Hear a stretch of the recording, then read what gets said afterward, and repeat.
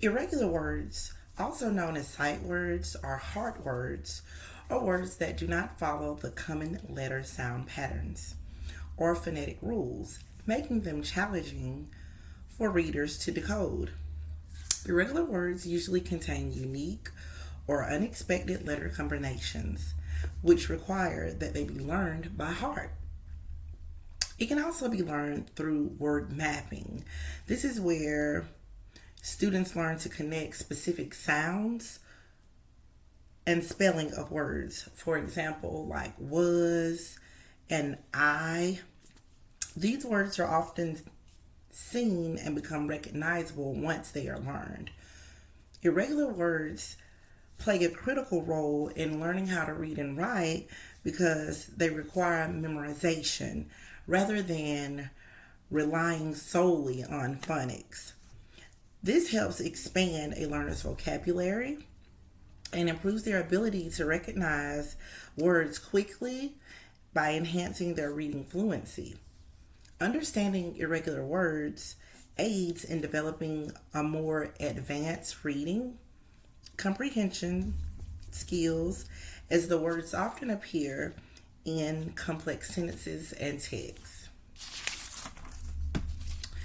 Children should be ready to learn irregular words once they can grasp the basic understanding of the letter sound relationships. These words can be introduced as early as kindergarten as students build their phonic knowledge. This introduction should be gradual, and students should be ready and already know about blending and segmenting words. Teachers can practice these different strategies of teaching irregular words by using games like Goldfish, so they can kind of match and learn words. You can use bingo to see if they are able to identify the words, or you can do read around the room. This is where you have the children to find the words around your room, and they can write that word down as many times as they find it. That way we know that the children know the words. They're not just memorizing them, they're able to say them and write them. So I would try these strategies with my students and just see how they work.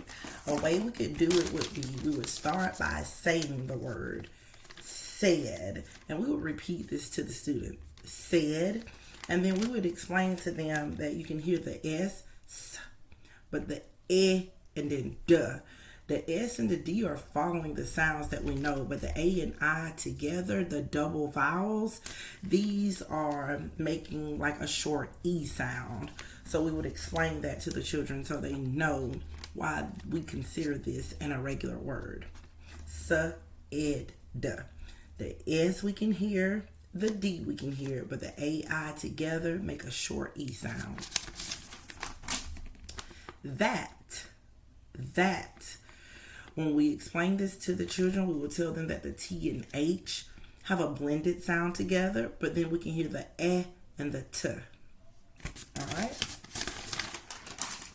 Buy. Like I want to go to the store and buy something. We can hear the B at the beginning, but the U and the Y together make a long I sound. B-I. For example, who.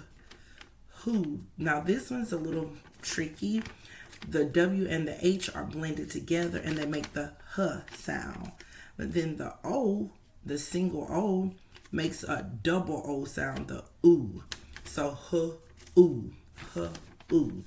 So we would just have to explain that to them so that these children are learning these words instead of relying on just sounds. They must memorize these and know that these blends and that these words take on different sounds than what they have previously learned.